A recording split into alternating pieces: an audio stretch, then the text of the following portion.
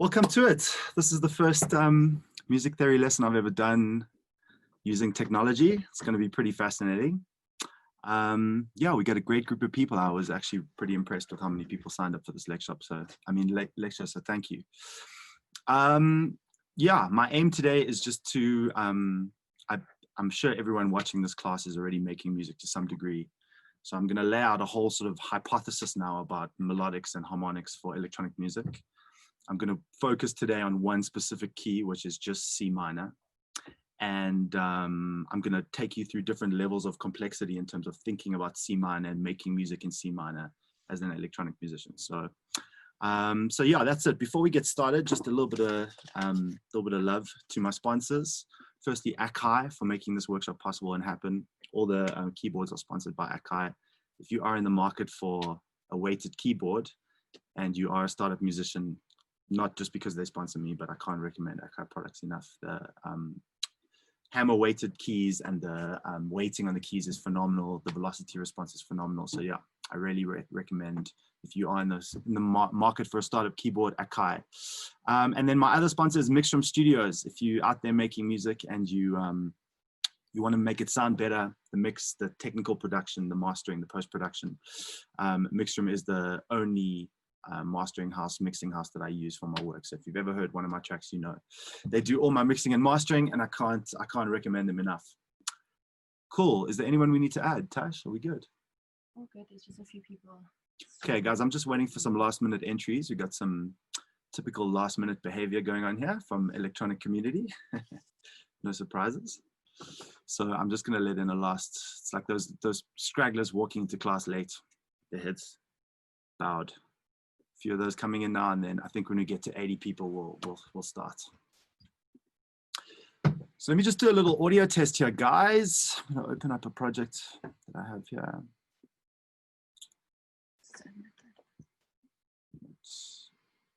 Admit.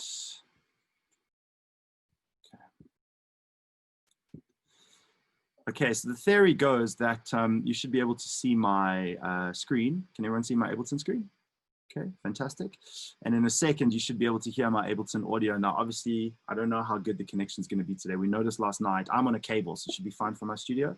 But we noticed last night there was a little bit of glitching when I was using really big plugins and stuff. And then just so you guys know, obviously, I've got a ton of hardware, but I'm not going to use any hardware today at all. I'm only going to use VST plugins just because I feel that's a bit more in line with what everyone out there is using. And yeah, no hardware, nothing fancy. I've just got a laptop. I've got Ableton 9 standard edition, which I bought legally. And then I've got Contact and a couple of other Native Instruments plugins and stock standard banks. And that's all I'm using, nothing fancy. So I want these concepts that we do today to be able to translate regardless of what kind of gear you have. And obviously, if you have gear, you can just apply this music theory to that gear pretty easily. Okay, let's do a little audio test here.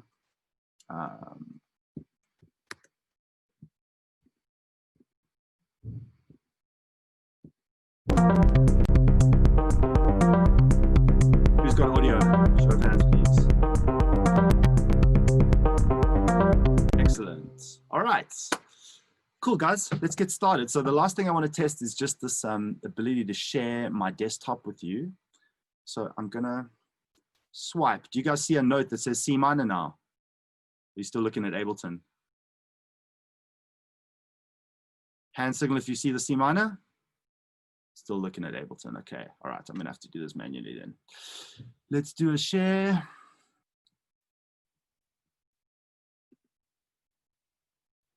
Cool. Can everybody see that notepad? Cool. Fantastic.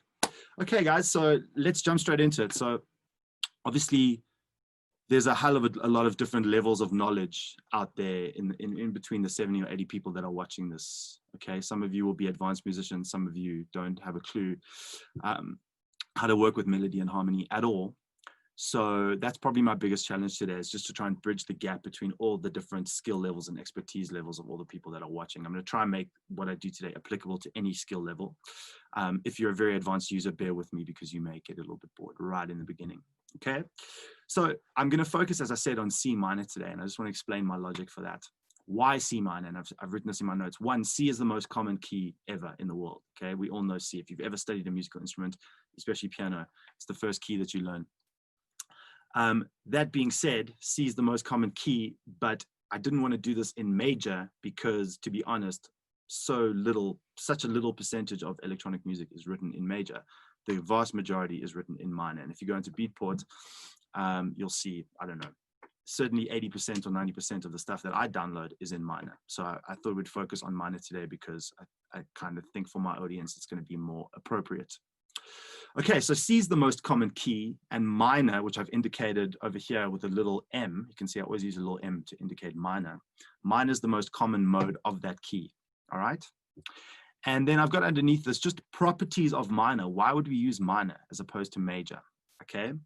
Now, I'm going to hand out, if you guys sign up to my Patreon, sales pitch, I'm going to hand out some additional notes. And in those additional notes, I go into a lot more detail. By the way, today's lesson is completely free. You can record this lesson. You can copy these notes. You can take these notes. You can distribute them. You can share them. It's open source IP. So yeah, absolutely no restrictions on what you do with this content today. Use it and have fun with it.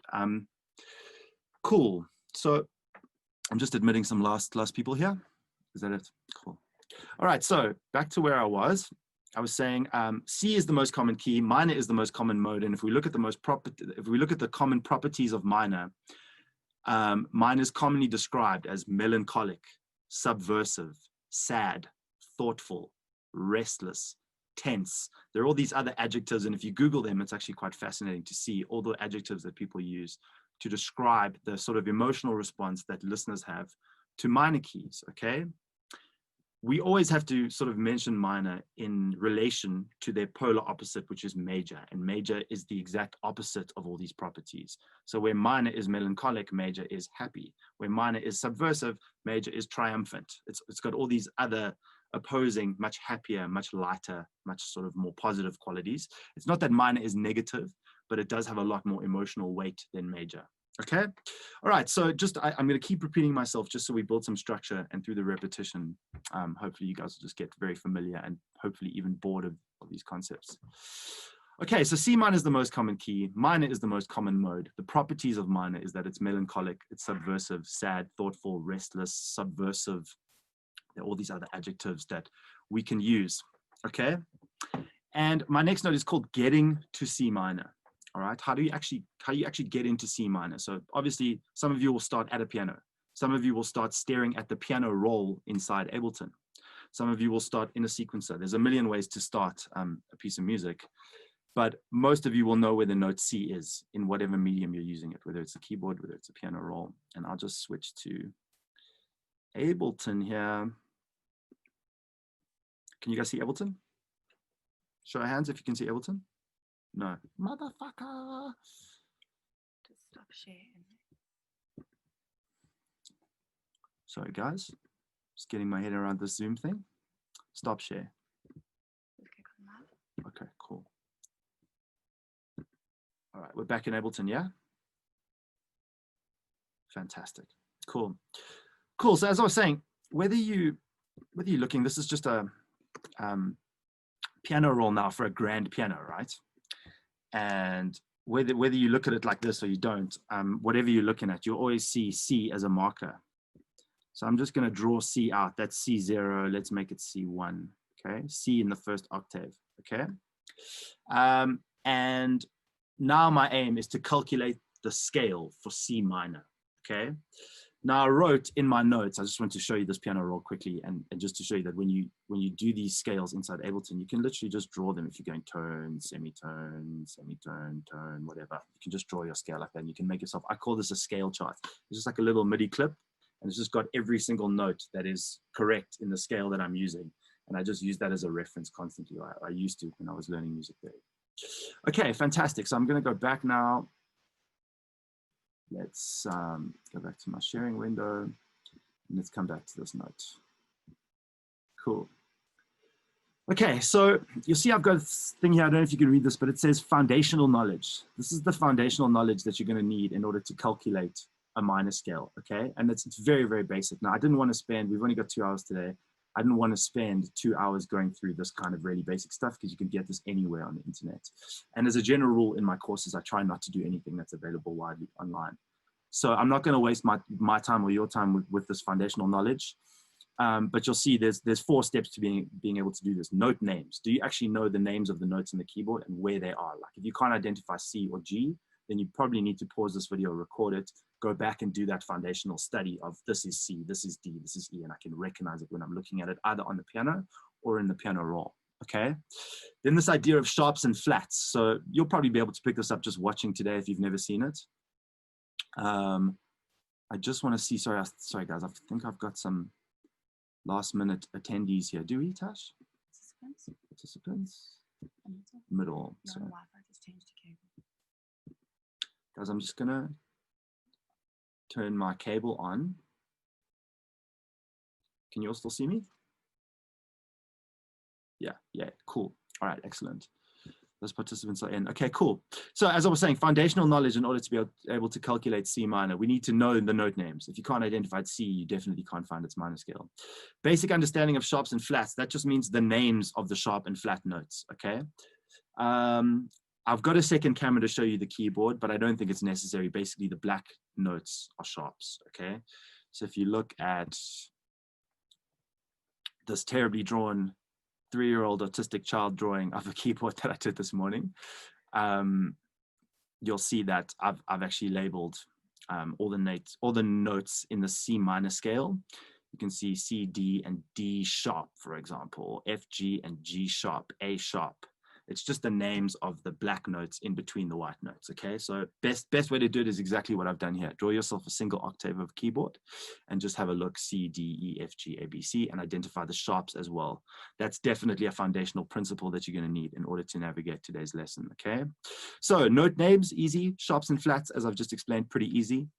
Tones and semitones, quick foundational definition. It's basically a tone or a semitone is a movement from where you are. So if I go back to this, if I'm on the note C, right, my finger's resting on the note C, and I want to move a semitone, I'm going to move to the key directly next door, which in this case would be this black key, C sharp. If I'm on C sharp and I move a semitone, I'm going to move to the key directly below it, the white key D. So any single step, single movement from one key to the key directly adjacent is a semitone. Another classical term is a half tone, okay? But I prefer semitone. And then the second movement is called the tone, and the tone's basically just moving from C to D. So in other words, it's a 2 semitone movement over the black key, which we're skipping, and we're going directly from C to D, and that's 2 semitones or 1 full tone, okay? So you often see that I describe tones and semitones. For example, the C minor scale is T, S, T, T, S, T, T, which we'll get into later. And that's just a combination of tones and semitones that I'm using to start from C, and I'm moving up through this pattern of movement up to the C in the next octave via a series of keys that's melodically and harmonically related. Okay, so yeah, just back to this foundational knowledge session. Yeah, note names, sharps and flats, tones and semitones, which is just how many steps is a tone and a semitone. And then the last concept that you're going to need to do this is just the concept of a root key. Okay. So when I say root key, what I'm referring to is, and this is almost a philosophical concept, it's the tonal center of the music, okay? For example, in the key of C, I'm just gonna load up a piano so you guys can hear my audio quickly, guys, 1 second.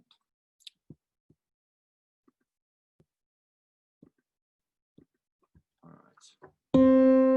Can you hear audio? Show of hand. Can you hear that piano? Fantastic, okay, cool. All right, so I'm just on my MIDI keyboard here. And I'm going to play the note C. All right, now as soon as my brain hears that note, it says, okay, this pitch that I'm hearing of the note C, this is the tonal center of this piece of music. Therefore, every other pitch that I hear after is going to be compared to C. It's going to be either higher or lower or happier or sadder. It's going to have some relative value when it's compared to C, okay? So I'm playing C as the ground note. And now when I compare all these other notes, when I play other notes, they're going to be compared to C. So for example, in relation to C, D sharp sounds like a minor third, it sounds very sad. In relation to C, F sharp sounds extremely dissonant. Okay, in relation to C, this series of notes sounds quite pretty. In relation to C, this sounds horrendous. Okay, so But you see, before every phrase, I've got to say in relation to C, because in music theory, we cannot say that a tone sounds happy or sad or good or bad, high, low. We can't, in fact, make any observation about a single tone, because music theory inherently is a science of relativity. So we have to say, in relation to C, D sharp is high or low. In relation to C, G is very balanced. In relation to C, F has this property or B has this property. A second note only has meaning or value or a certain sound in relation when compared to C, okay? And that's what I was saying now about foundational knowledge is the tonic note principle is when you're making music, whether you don't know what the hell you're doing and you're sitting down for the first time inside of a sampler, and you might not even think that you're making music, but you are the composer of even the most simple track on earth. You decide what key this track is in, okay? It doesn't happen to you. It doesn't happen by accident. It's not imposed upon you by any external forces. You as the composer must choose, I'm gonna make a track in the key of C today, and you choose. And therefore, the drums will be in C. The samples will be in C, the instruments, the melodies, the harmonies, everything will progress from your decision as a composer to be in this key, okay? And that's what I'm talking about when I talk about this concept of a tonic note. Hey, I've lost my screen here. What's going on? What's going on?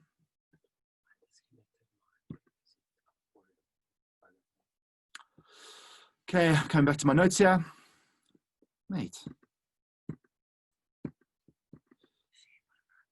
Sorry. Ah, okay, cool. There we go. There we go. Sorry, guys. It's like your grandpa trying to use his iPhone here. Why is it not sharing, Tash? Oh, okay. Can you guys see this notepad again? Got the notepad. Lovely. Okay, cool. Right. So there were four sort of steps of foundational knowledge. One is know the names of the notes. Two is know the sharps and flats. Just basic. Can you identify D sharp? Three is tones and semitones, because that's what we use to calculate scales, is these series of movements from tones and semitones. So you have to understand that concept in order to be able to navigate up and down the keyboard, okay? Again, a simple Google search will get you. And if you want to, I can send you just a basic document on music theory if you just hit me up in the chat afterwards to explain and elaborate on all these concepts. And then arguably the most important one is this idea of the root key, the tonic key. That's the most important, because I, as the composer, am choosing this root key. It's not happening to me. Again, I'm going to play C. I'm making a decision to make C my root key. And I'm saying to my listener, hey, every single pitch that you hear after this is going to be compared to C. And again, to give another example, here's a series of notes that's very pretty in relation to C.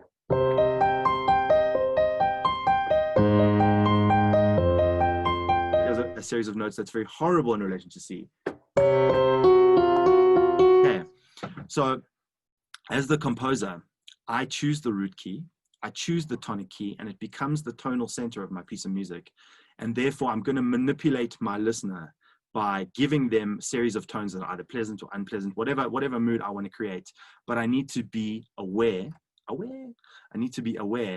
of the tonic key in order to manipulate my listener's sense of perception. So it's a critical stage. Get into the habit now. When you sit down and you make a piece of music, some abstract modular thing, some weird sample that you find, the first question is, what key am I in? Decide, okay?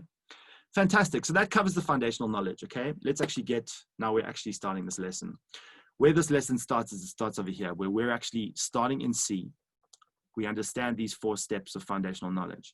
And now we're going to calculate the minor scale for the key of C, okay? As I said, the way we calculate scales is we start on the root note. Can you guys see my mouse head circling? Okay, lovely. So you see I'm circling the root note C, okay? And I'm going to start in the key of C. And now I'm starting in the key of C, so already as the composer, I've made the decision, hey, I'm in the key of C. Now, I may not know which notes are correct or related to C, so I need to calculate those notes, okay? This is where the scale comes in. The scale is a series of movements that's going to produce a series of related notes from the tonic note. What tonic note? The tonic note that I chose. Why? Because I'm the motherfucking boss of this composition. Do you see that? I'm choosing the tonic note. I'm asking myself a question. What notes are related to this tonic note? And I'm using this scale as the answer to that question. These notes are related to the tonic note, okay? Right, so I don't know if you've got a keyboard or you've got a piano roll in front of you, but let's just map out the scale now in the key of C. And it's actually getting quite steamy in my room. Let's take this jacket off. Try not to talk while you play. Okay, does it digitize? Okay, cool. No worries. Cool. So I'm starting in the key of C. The scale says that the first movement is a tone. So I'm going to move from C, I move a tone, it takes me to D. The next movement's a semitone. So I'm on D and I move a semitone, gives me D sharp. Okay. Move a tone from D sharp gives me F. Move a tone from F gives me G. Move a semitone gives me G sharp. A tone gives me A sharp and a final tone, and I'm back at C. Okay. So I know this, for those of you who are experienced musicians, I'm probably driving you crazy with all the repetition, but just bear with me because I want to bring everyone up to the same level, and we're going to start increasing complexity very quickly. So once again, I'm the composer, so I'm choosing the key. I've chosen the key of C, and now I'm saying I want to identify a series of notes that's related to the key of C, and I'm particularly choosing minor because it's got all these properties. It's subversive, sad, thoughtful, restless, tense. It's got all these properties. Basically, if you want to write melodic techno or any of these genres, this mode of minor that I'm going to teach you today is absolutely perfectly suited to that. Okay, just letting in some participants here. Mark Valsecki's joining the course. He's in the room with me. I logged out, that's weird. Okay, anyway. It says on record the piano roll so that when you play, they can see the notes lighter. Got you. Okay, cool. All right, so look, I'm gonna keep steamrolling ahead, guys, because obviously there's how many people? 80, 90 people on this chat, so I can't really stop all the time to see how everyone's doing. But if you're majorly confused, I'll just ask you to raise your hand or send a message on the chat so I can go back a step. In the meantime, is everybody happy for me to proceed? Just give me a vague show of hands if you're on the same page. You understand vaguely where we are. We're in C minor, we're good. Can I see some more faces, Tash? Have we got messages in the chat then? Yeah, there are a few. Yeah. We got a lot of messages, don't we? Guys, sorry. Yes, you can record. Go ahead and record this lesson. Help yourselves. Feel free to distribute it as well. We have to change the settings. Okay. It's fine. Sorry. But you're recording it to the cloud. Yeah, we're recording it, so we can distribute afterwards. Okay, no worries. We are recording this lesson, so we'll distribute this afterwards. So don't stress. All right, lovely. Cool. Last review, and then I'll stop reviewing the same concept. Right. We're in the key of C. We've used the pattern order T, S, T, T, S, T, T to calculate a series of notes that's related to C. That particular pattern order, T, S, T, T, S, T, T, is specific to the minor scale. And the actual true term is this is melodic minor. So it's a beautiful form of minor. For me, the most conducive form of minor to all forms of electronic music. Okay, cool. So once we've identified the notes, now this is where my sort of understanding of music theory differs a little bit, because you'll see on this course, I don't use notation. There's no weird classical stuff from the 17th century that Mozart used to use. It's just numbers, okay? So the first step psychologically that we want to take is we've identified the notes in the scale, and now I want to go through and assign numbers to each note in the scale. Obviously, C is going to be 1 because it's the root note, it's the tonic note. Therefore, it would make sense that D is 2, D sharp is 3, F is 4, G is 5, G sharp is 6, A sharp is 7, and C is 8. Okay, everybody with me?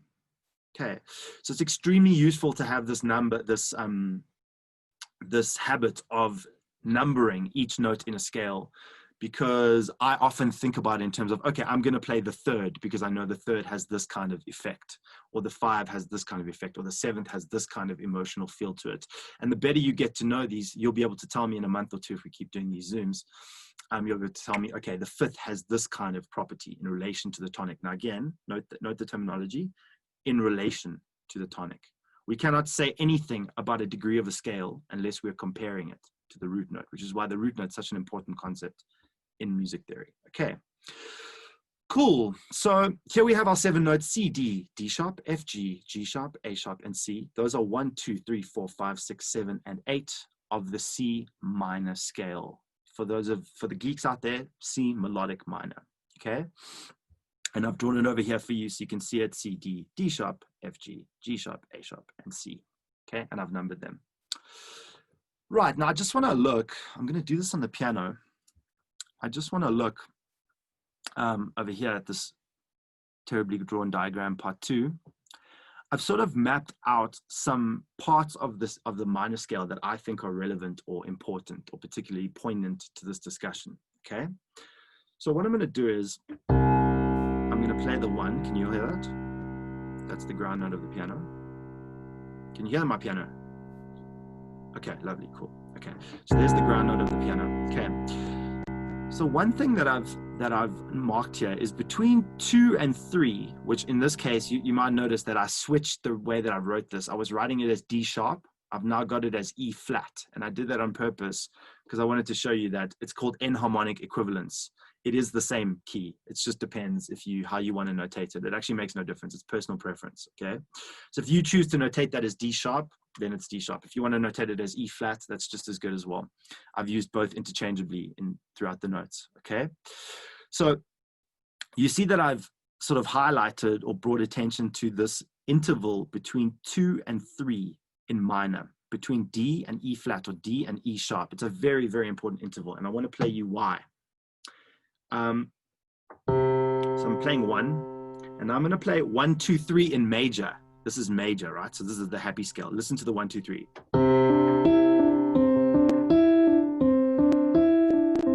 Okay, it sounds extremely happy, nursery rhyme-like, right? We could not, there's no tonality in there that makes me think, let's write a techno track.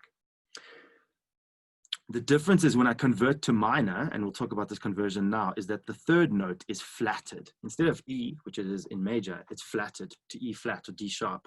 Now listen to the 1, 2, 3. Okay, so as soon as I flat this 3rd from its default position in the major, and I bring it 1 semitone apart from the 2nd, that's where I get this sort of tension. It's like a curve of tension that occurs between 2 and 3. And whenever I'm like writing like go to dark sort of techno stuff, I use this interval of 2, 3 a lot. And I often use it in different octaves. So I'll go.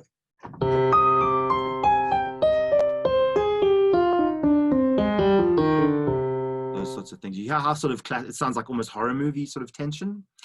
That sort of classical Jaws type of tension, that's typically associated with minor, but we get a lot of that tension from this interval between 2 and 3, between the 2 and the flat 3, okay? Then I've marked this area between 4 and 5 as very balanced, very beautiful. So if I do this in chords, let's play, this is a 1, 3, 5 chord. 1, 2, 5 chord. 1, 4, 5 chord, 1, 3, 6 chord. Okay, so I'm just starting to mix up these intervals, playing 1, 2, 6, 1, 4, 6, 1, 5, 6. And my point here is to show you how mathematical and numerical my thinking is about the scale. I'm not using notation at all. I'm just focusing on numbers. Just reading some messages in the chat, guys. Okay, guys, I'm going to come back to all these questions in a second, okay, about kick drum tuning. There's a whole bunch of really interesting questions that we'll get to at the end of this. Cool. Fantastic. So the other point of tension that's sort of relevant in the C minor scale is the point of tension between 5 and 6. So I've got one point of tension between 2 and 3. I've got another one between 5 and 6. Okay. So, pop quiz, film director's behind you, you're doing some work for a film studio. She says, right, you're in a horror movie, young, beautiful woman walking down the stairs late at night, the floorboards are creaking, creak, creak, creak. You have the looming feeling she's about to get stabbed, something bad's about to happen, right? The killer's in the house, right? Killer's in the house. How are we going to do this? Make a soundtrack that depicts the mood of inevitable death. Let's do it.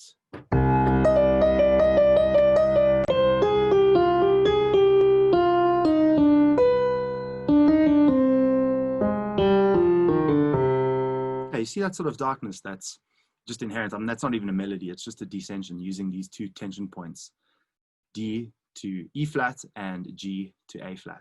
Okay. So yeah, depending on the application, I'm going to go so much deeper into this.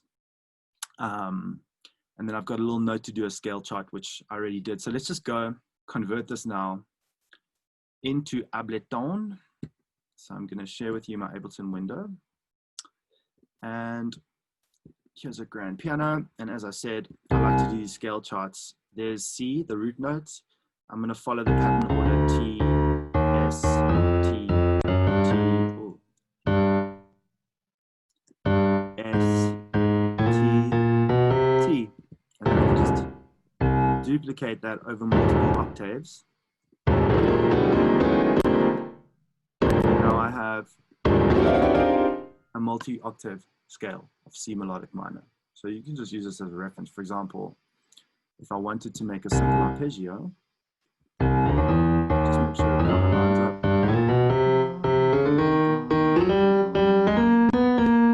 Okay. Ignore the scale chart now.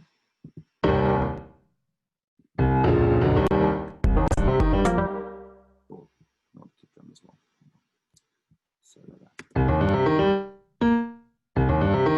okay, so it's just showing me the intervals in this key. So if you're starting out with music theory, extremely useful.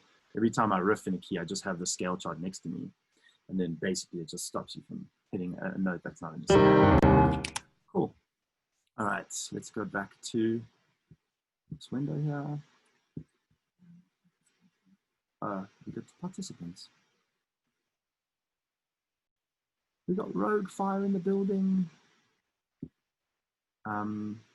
Cool. I want to go back to my notes here. Right, lovely.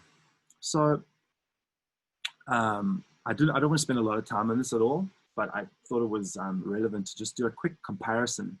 Some of you may be used to calculating a major scale using the pattern order for major scale. Often, if you've ever been for your piano lesson, that's the first thing you learn. You learn T, T, S, T, T, T, S, or whole, whole, half, whole, whole, whole, half. Okay. So I've done a little comparison chart here because there is a way, it's not 100% correct, but if you know a major scale already and you're familiar with it and comfortable with it, you can sort of convert that major scale to the minor scale, okay? And the way that you do that is you flat at certain positions. So if we look at the major scale over here, we've got C, D, E, F, G, A, B, C.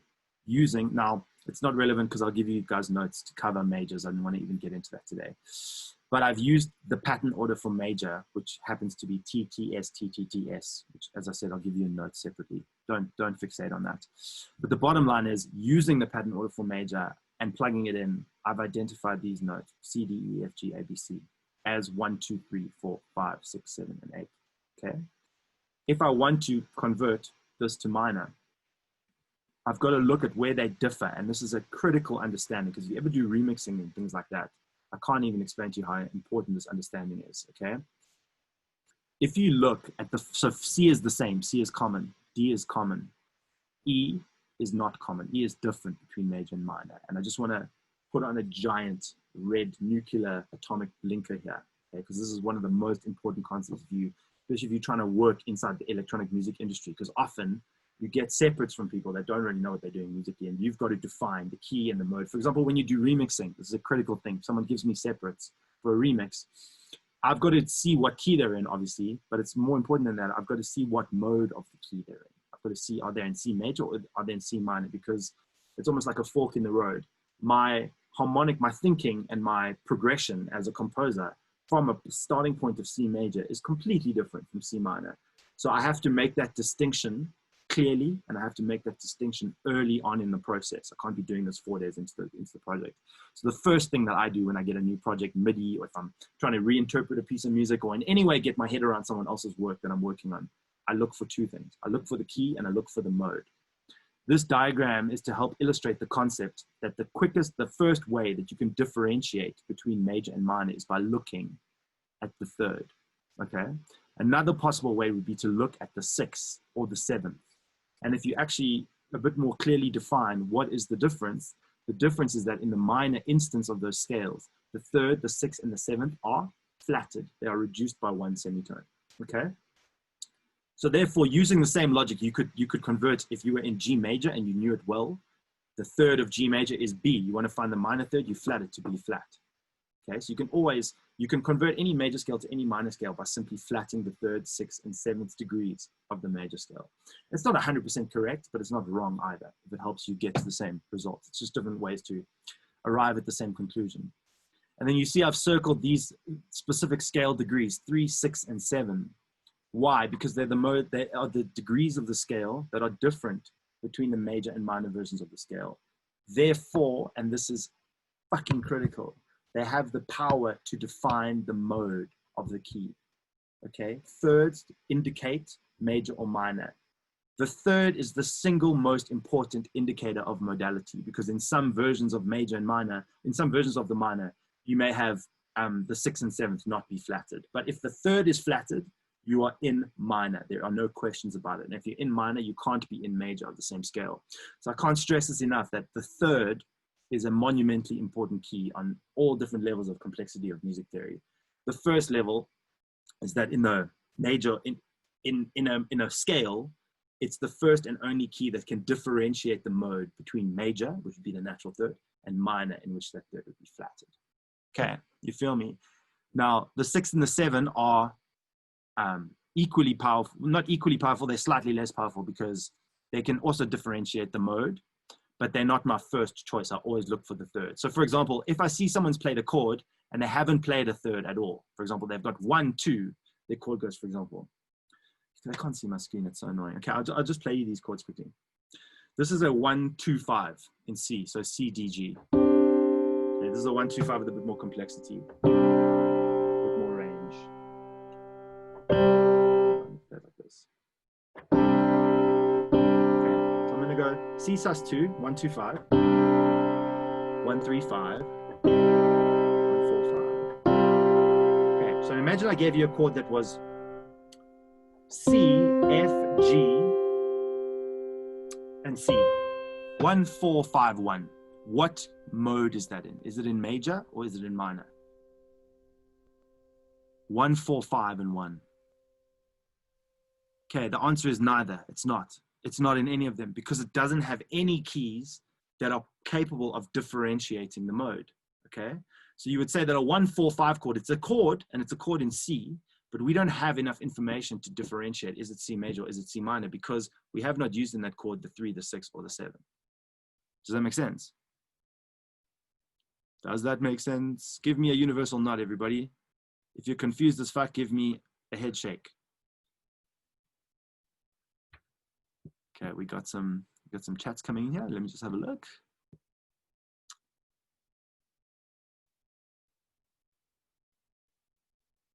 Okay, nice. Acceptance participant. Absolutely loving it. Let me just accept some new cats here. Cool. All right, lovely. Cool. So that's it in terms of the comparison between C major and C minor. The truth is you can do this with any key. You can draw.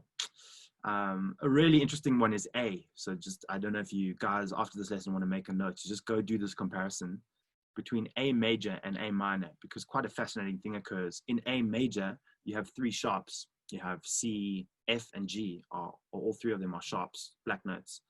And then when you flat those 3 notes, 3, 6, and 7, those black notes in the major turn into white notes in the minor, which is quite counterintuitive. I think a lot of people associate minor with black notes, which is not true at all. The truth is minor is just a series of intervals. And in some cases, the minor scale will have more white notes than a major scale. So don't, in other words, don't build an association between minor and black notes because it's just factually not true. Okay, fantastic. So I think that's enough theory for a moment. I wanted to, let me just reboot this project.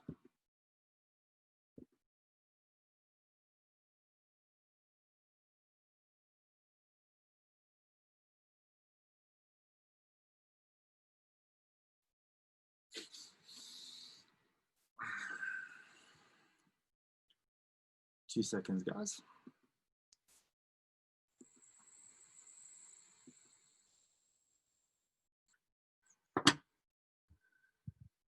Perfectly legal.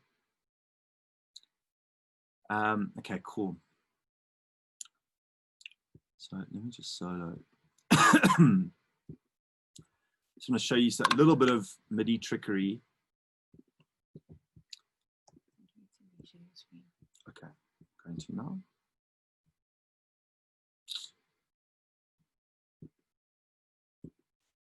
No? You sure?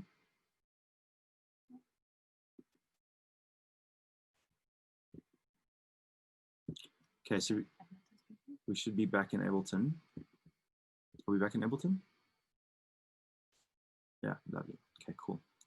All right, so I've got this grand piano. It's a shitty grand piano. This is an Ableton grand piano. I've got it soloed. I'm going to get back to the melody now. I just want to show you guys some basic. Now I'm going to be very crude here. So just remember, in order to make, I could show you how to make a really complex chord, C minor 7. You've still got to use that chord well to make good music. You know what I mean? Knowing a chord is not a guaranteed recipe for making great music. It's just a starting point, okay?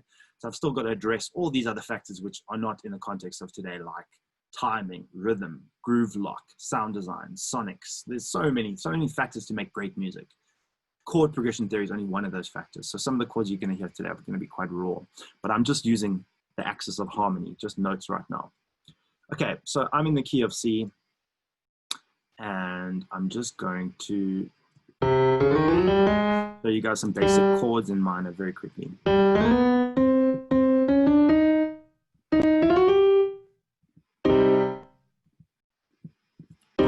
Okay, so I have a chord with C is 1, G is 5, C is 1, D sharp is 3, and G is 5. So it's basically just a 1, 3, 5 chord, just ranged. It's got a little bit more range, okay? Duplicate that, it's nice and simple. Take this tempo down to about 95, more of a hip hop vibe.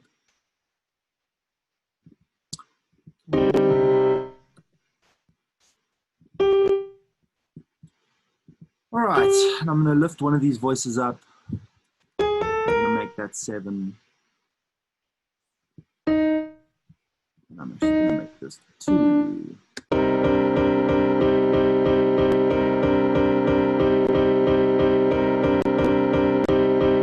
Can I close this? Because I just can't see what I'm doing. That's right. Can I close this window? I just got to move in there. Okay, cool. All right, so ignore the velocity. Obviously, I'd normally sit and do a hell of a lot more in terms of the velocity and stuff. But there's a basic chord, 1, 5, 1, 2, 7. 1, 5, 1, 3, 5. Okay, basic chord in C. I don't like to get too sticky about this. It's called a C minor, sus2 9. It doesn't matter. I know that I'm in the key of C minor, and I know that the keys in C minor are only C, D, D sharp, F, G, G sharp, A sharp, and C. I've only got 8 notes to worry about. Okay, lovely. Now I'm going to put a little bit of very, very, very simple lead melody here. Again, I'm not getting too sticky as long as I stick to the key signature, as long as I'm in the key of C minor and I only use notes. Again, there are only 8 notes to use, so it's pretty easy.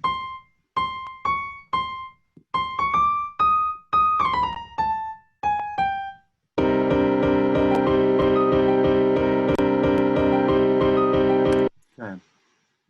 Super, super basic stuff, just to like get you thinking about numbers in a key. All right, and let's do a little shuffle here.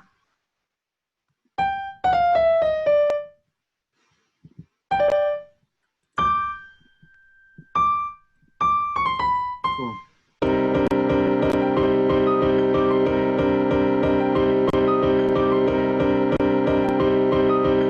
Okay. There's so many things wrong with the sequence. The velocity is wrong, the timing is wrong, but I'm just looking at the axis of harmony right now, okay? And it's just interesting to know that, because the question often comes up, what can I do in a key? Like, okay, cool, I know there's 8 notes in C minor. What can I actually do with this? So this is just like a more chord approach of just stacking notes on top. 1, 3, 5, 7, 1, 2, 4, 6, 1, 3, 5, 9, whatever it is. Just becoming mathematically aware of what chords have what kind of sound, okay? If I do take, I just want to move this window because it's in front of my Ableton. Cool. Hey, I can't get it to go, can I? All right. All right, so I want to show you guys some stuff that I prepared, which illustrates some really interesting concepts. Here I have a grand piano melody in Ableton, and I think we can all agree that it's not going to win any awards. Let me just solo. Now I can come back here. Sorry guys, I'm battling with this window placement on this tiny screen. All right, so not the greatest melody on earth. Okay? In a piano, it's not the greatest melody of the earth. In fact, it's very, very, very elementary. There's no velocity. There's nothing going on here. Just to be aware, let's look at the intervals. I've used 3. Just remember, this is all 3 of what? Of my chosen root notes, which is C. So I'm just going to draw that C at the bottom here. Now let's look. This is D sharp, which is the 3rd. This is C, which is the 1. This is D sharp, which is the 3rd. This is G, which is a 5th. This is A sharp, which is 7. And this is G, which is 5. Very, very basic. Let me play this C on octave. Okay. But listen to the essence of that melody, shitty as it is. And now I want to show you why I call this class Harmonics and Melodics for electronic music, okay? Because it's very different what we as electronic musicians do to a classical piano player.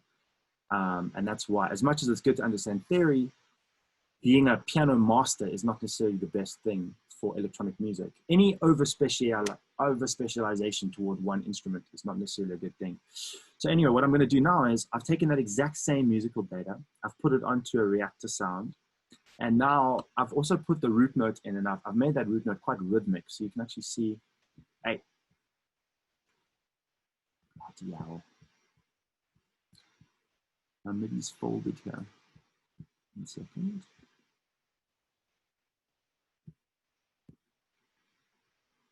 Where's that fold button, damn it? Trying these kind of things to get admitted. We got someone in the chat.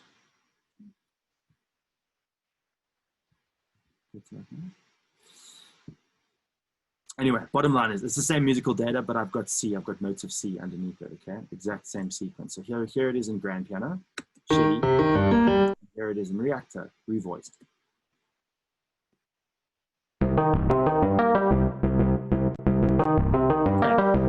So we see that the intervals, when you hear them in a forward-thinking sound, and you hear that root note playing at the bottom with a little bit of rhythm, it's actually not such a terrible melody, is it? So again, grand piano, terrible, voiced properly in a good sound. Let's take this down. And let's put a kick drum in there. Hey.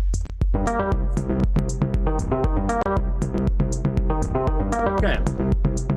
So what's my point here? My point is that very elementary, very basic melodies with good sound design, with nice production, translate very well. So you don't need to be writing 16 modulations and all these really complex chords to make great, and I mean great, dance music.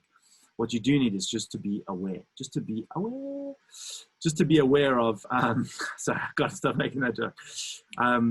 Just to be aware of what key you're in, the basic intervals. The thing is, you're cheating. You don't need to have your hands moving like a real musician. You've got the sequencer, which can emulate any playing style. So all I need to bring is I need to bring a consciousness and awareness to say, when I use these infinite amount of instruments, I'm going to do so musically aware. I'm going to be conscious of the key that I'm in and the intervals in that key. And just see what's up in the chats. Don't tell me I'm clipping Daniel Wolfson. I know, okay, I'm clipping on purpose. No, sorry, I'm clipping. I'm clipping. Amateur fucking hour on this lesson, mate. Fucking amateur hour, mate. Clipping my head off. Is that good for you, Daniel Wolfson? You level 90. All right, lovely. Cool. So let's get back to it. I'm gonna mess around because I played with this just last night as I was falling asleep, I was playing with this track, and it's got quite a lot of modulation capabilities. And what I really wanted to illustrate again is very, very simple melody. Just using elementary keys in the C minor scale, melodic minor. Switch to sound. I know there's a button that says fold here.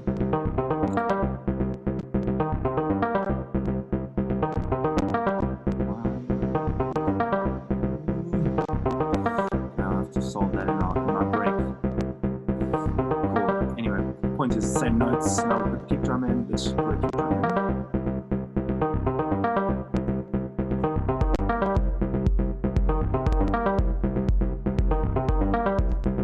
Cool.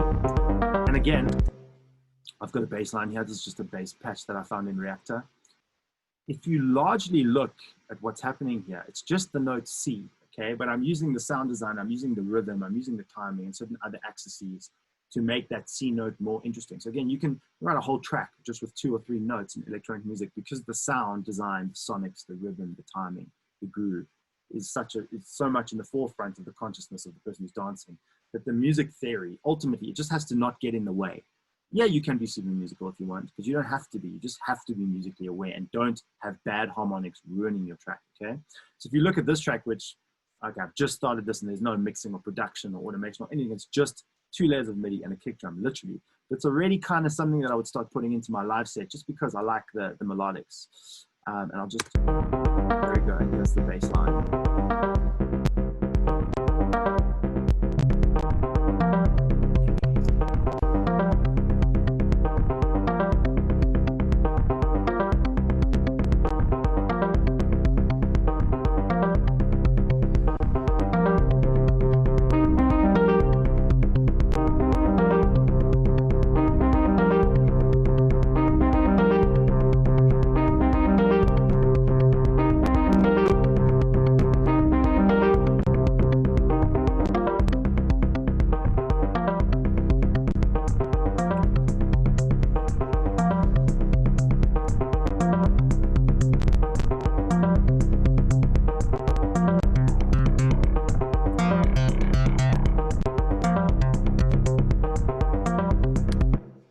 Okay, so I'm going to stop that there. Let's just go back to some notes. I wanted you guys to notice that there's no chord progression at all. This is just one key. It's just C minor.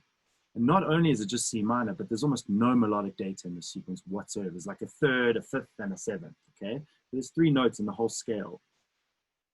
For me, because there's so much movement in the sound, it's not getting boring. I'm not like, oh shit, I want a key change. You got to remember with techno, especially with techno, you got to hold back key changes. You can't be throwing 6, 7 chord progressions out at the beginning of every song. It's different. Every genre has different ways that you'll apply the theory that we're going to learn of this series. But if you're trying to write underground club music, a lot of it's just consciously not that theoretical. So you'll be in a key, you'll know the notes in that key, but you kind of won't throw too much musicality because the sounds are working so hard. So yeah, this is in C minor, but it's not doing a hell of a lot musically, but for me, it doesn't really need to. It's doing very little, and I'm happy with that. Okay, let's take a 1-minute break. I'm just gonna let you guys make some notes on anything that's been the most relevant. Be an hour in. I'm gonna come back in 2 minutes with some tea, and then we're gonna roll for another solid hour and get a hell of a lot deeper, because I think we're starting to pick up momentum. When I come back, we're going to open up the Q&A questions for a good 5 minutes, and I'll just answer the most relevant questions in the chat. So yeah, grab a coffee or something, and I'll see you guys in 5.